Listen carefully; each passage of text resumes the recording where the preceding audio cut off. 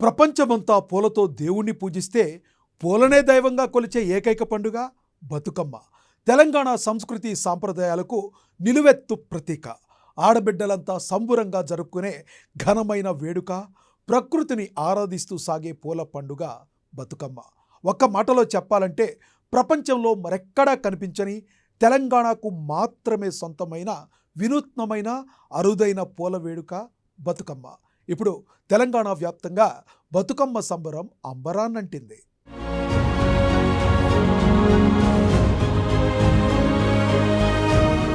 తెలంగాణ సాంస్కృతిక పతాక అచ్చమైన తెలంగాణ మట్టి పరిమళం బతుకమ్మ పండుగ.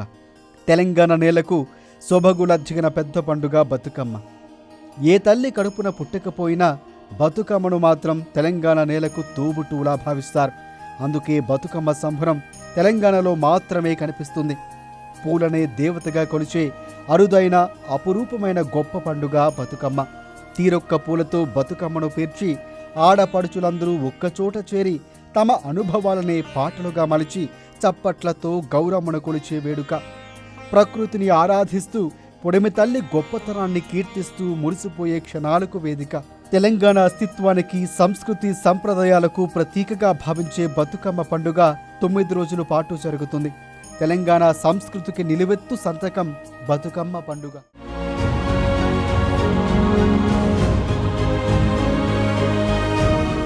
నీలాకాశాన్ని సిబ్బిగా మలచి, సింగిడిని పూల వరుసలుగా పేర్చి ప్రకృతినే దేవతగా పూజించే పండుగ బతుకమ్మ.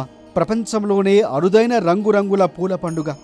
బతుకమ్మంటే బతుకు తెరువును మెరుగుపరిచే అమ్మ అని, ప్రకృతి నుంచి సేకరించిన పూలను తిరిగి ప్రకృతికే సమర్పించడం బతుకమ్మ పండుగ విశిష్టత.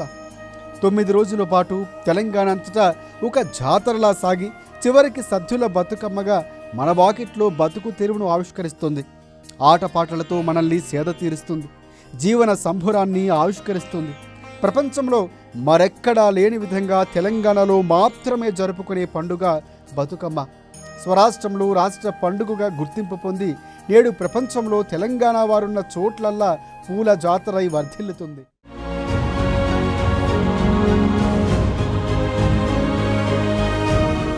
ఆడబిడ్డలంతా ఒక్కచోట చేరి వాడవాడలా నిర్వహించే ఉత్సవమే బతుకమ్మ. బతుకమ్మ సంబరాలు ఏటా పెత్తర అమావాస్య రోజున ఎంగిలే పూల బతుకమ్మతో మొదలై సద్దుల బతుకమ్మతో ముగుస్తాయి. బతుకమ్మ పండుగను అశ్వయుజ మాస శుద్ధ పాఠ్యమ నుంచి 9 రోజుల పాటు జరుపుకుంటారు. భాద్రపద అమావాస్య లేదా పెత్తర అమావాస్య రోజు నుంచి అశ్వయుజ అష్టమి వరకు 9 రోజుల పాటు ఈ సంబరం కొనసాగుతుంది. ఆడబిడ్డలంతా చివరి రోజు అశ్వయుజ అష్టమి నాడు ఉపవాసం పాటిస్తూ స్నానాధికారాలు ముగించుకొని ముందుగా చిన్న బతుకమ్మను పేరుస్తారు. గౌరమ్మను నిలుపుకుంటారు. సద్దులు సమర్పిస్తారు. మహాలయ అమావాస్య నాడు పూదోటల పున్నమల్లే వచ్చి తెలంగాణ గడప గడపకు వెలుగుల తోరణం కట్టి పడతుళ్ళు పరవశింపజేసి పులకరించే పూలరెమ్మ బతుకమ్మ.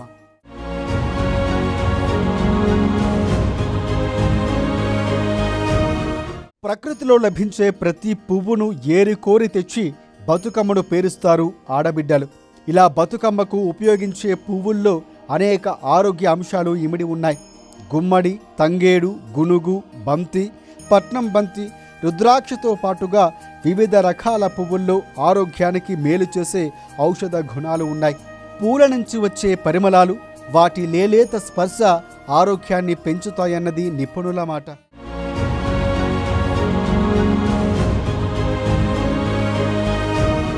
రంగురంగుల పూలను త్రికోణాకారంలో పేర్చి అలంకరించిన గౌరమ్మల చుట్టూ చప్పట్లు చరుస్తూ వలయంగా తిరుగుతూ ఆడే వేడుక బతుకమ్మ.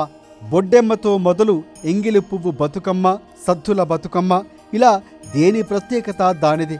బతుకమ్మ బతుకమ్మ ఉయ్యాలో అని సాగే ఈ పాటల్లో మహిళలు తమ కష్ట సుఖాలు, ప్రేమ, స్నేహం, బంధుత్వం, ఆప్యాయతలు, భక్తి, భయం.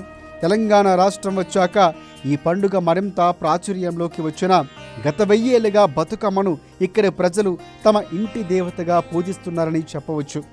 బతుకమ్మ వెనుక ఎన్నో చరిత్రలు, పురాణాల మేళవింపు కనిపిస్తోంది. బతుకమ్మ నేపథ్యం వినూత్నంగా ఉంటుంది. బతుకమ్మ పాటల్లో ఎన్నో చారిత్రాత్మక పాటలు ఉంటాయి. ఈ పాటలు చాలా వినసొంపుగా ఉండటం మరొక ప్రత్యేకత.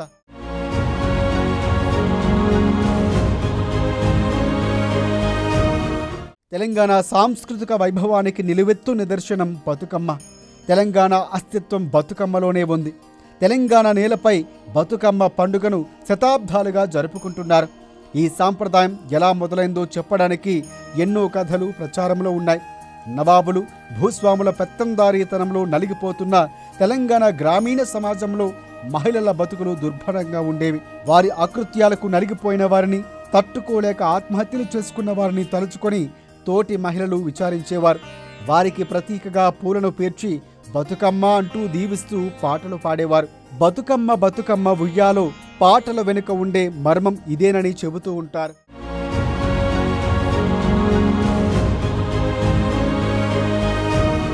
బతుకమ్మ వెనుక ఎన్నో ఆసక్తికర కథలు ప్రచారంలో ఉన్నాయి. చల్లగా బతుకొని ఆడబిడ్డలు దీవించడమే బతుకమ్మ ముఖ్య ఉద్దేశమనే మాట వినిపిస్తుంది. అలాగే మరొక చారిత్రాత్మక నేపథ్యం కూడా బతుకమ్మ వెనుక ప్రచారంలో ఉంది.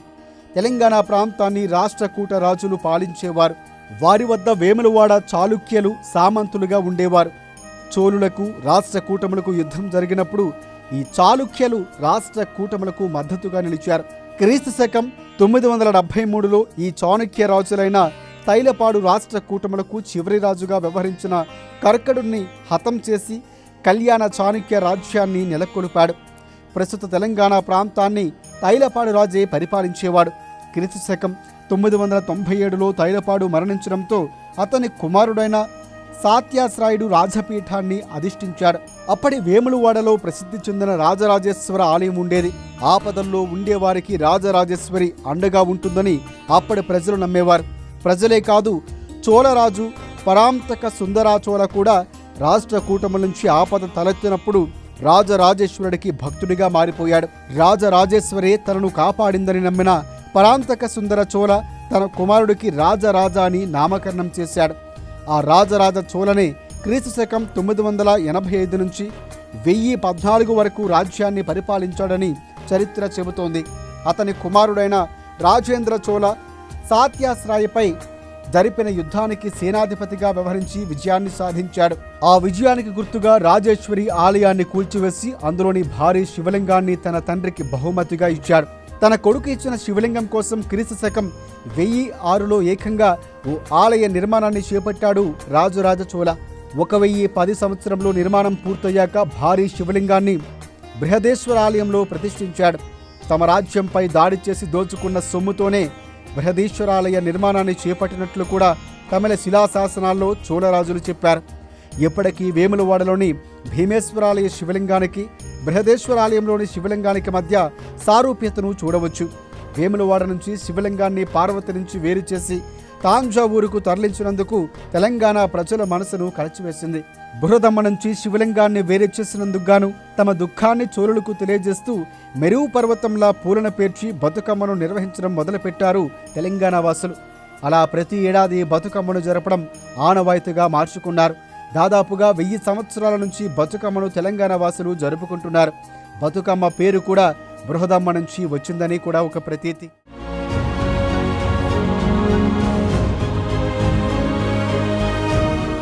శివుడు లేని పార్వతి గురించి పాటలు పాడుతూ తెలంగాణ వాసులు బతుకమ్మను జరుపుకుంటారు. చాళుక్యులు తమను తాము హారతీ పుత్రులుగా శాసనాల్లో చెప్పుకున్నారు. 2వ శతాబ్దంలో ఇక్ష్వాకుల కాలం నుంచి హారీతి శిల్పాలు కనిపిస్తూ ఉన్నాయి. 12వ శతాబ్దం దాకా శాసనాల్లో హారతి పేరు ప్రస్తావించబడ్డది. పిల్లల్ని బతికించే దేవత హారతినే బతుకమ్మగా భావించారని కూడా ప్రతీతి. కూష్మాండిని దేవతకు ప్రతీకగా గుమ్మడి పువ్వును పూజించే ఆచారమే బతుకమ్మ పండుగగా మారిందని కొందరి అభిప్రాయం.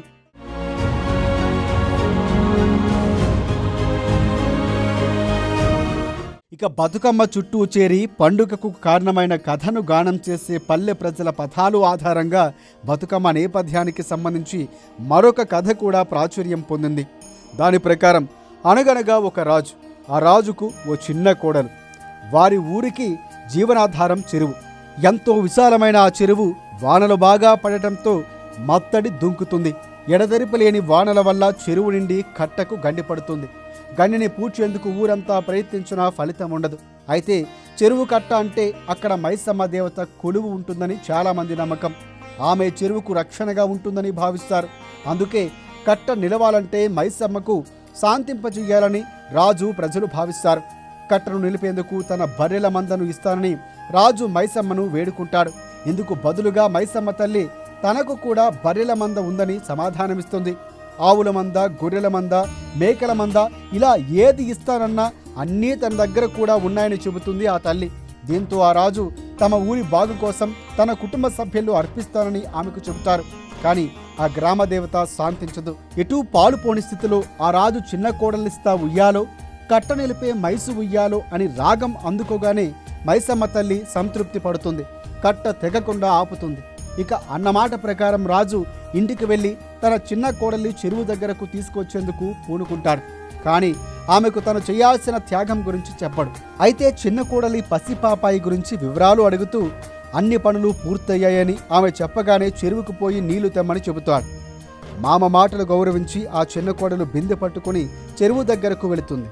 అయితే ఎంత ముంచినా బిందె మునగదు. నడుములోతు వరకు వెళ్ళినా అదే పరిస్థితి. అంతలో ఆ రాజు కల్పించుకొని ఇంకొంచెం లోపలికి పొయ్యి నీళ్లు తేయని చెబుతారు. అలా మరింత లోతుకు వెళ్ళి ఆమె బిందెతో పాటు చెరువులో మునిగిపోతుంది. తన పరిస్థితి ఏమిటో తెలుసుకున్న ఆ తల్లి తన తల్లిదండ్రులకు బిడ్డ లేదని, తన బిడ్డకు తల్లి లేదని చెప్పమంటూ పాట పాడుతూ పూర్తిగా మునిగిపోతుంది. బొడ్డెమ్మనై మళ్ళీ వస్తానంటూ శాశ్వతంగా సెలవు తీసుకుంటుంది. అయితే ఎక్కడైతే ఆ రాజు చిన్న కోడలు మునిగిందో అక్కడ పూలన్నీ నీళ్లలో తేలుతాయి. ఊరి కోసం ప్రాణాలు అర్పించిన ఆ ఆడబిడ్డ త్యాగాన్ని గుర్తు చేసుకుంటూ బతుకమ్మ రూపంలో ఆమె కలకాలం తమతోనే ఉంటుందని, పూలతో ఆమెను పూజించుకుంటామని ఊరు వాళ్ళంతా చెప్పినట్లు కథ సాగుతుంది. ఇవేగాక మరెన్నో కథలు కూడా ప్రచారంలో ఉన్నాయి.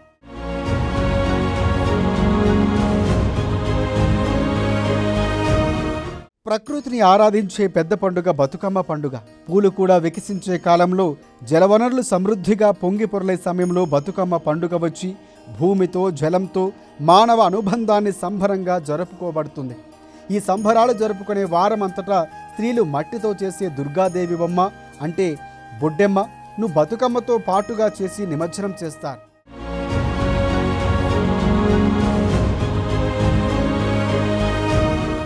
బతుకమ్మ పండుగ వర్షాకాలపు చివరిలో, శీతాకాలపు తొలి రోజుల్లో వస్తుంది. అప్పటికే వర్షాలతో చెరువులన్నీ మంచినీటితో నిండి ఉంటాయి.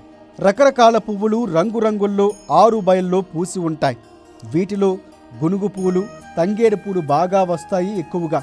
బంతి, చేమంతి, నందివర్ధం లాంటి పూలకు కూడా ఇదే సమయం.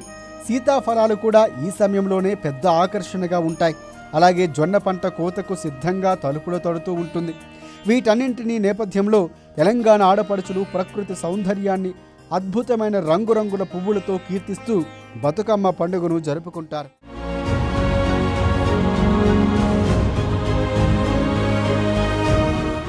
బతుకమ్మ పేర్పు ఆసక్తికరంగా ఉంటుంది. పూలను జాగ్రత్తగా ఒక రాగి తాంబాలంలో వలయాకారంగా రంగురంగులు మార్చుకుంటూ పేరుస్తారు. ముందుగా తంగేడు ఆకులు పూలు పళ్ళెంలో లేదా తాంబూలంలో పేరుస్తారు. ఆపై తంగేడు పూల కట్టలు పేరుస్తారు.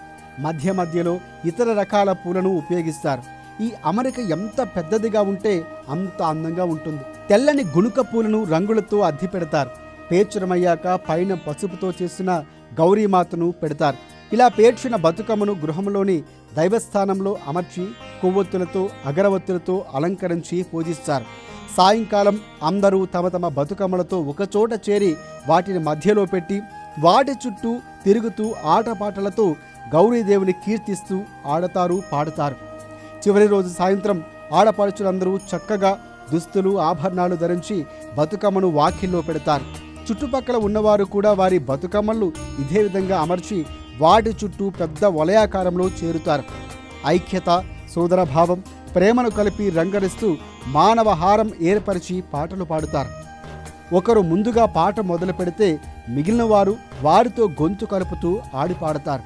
ఈ జానపద గీతాలు చుట్టుపక్కల ప్రతిధ్వనిస్తూ ఒక ప్రత్యేకమైనటువంటి తెలంగాణ సంస్కృతిని ఆవిష్కరిస్తాయి.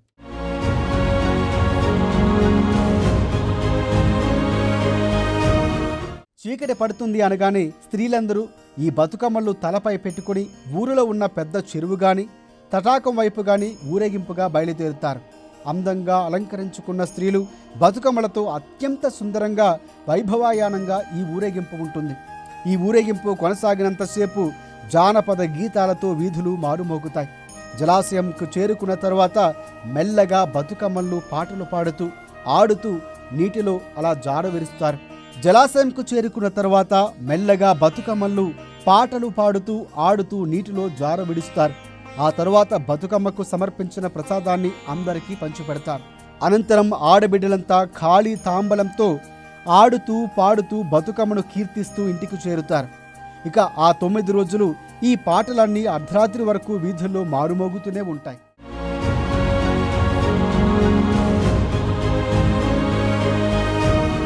తెలంగాణ ఉద్యమంలో బతుకమ్మ పాత్ర ఎంతో విశిష్టతమైంది.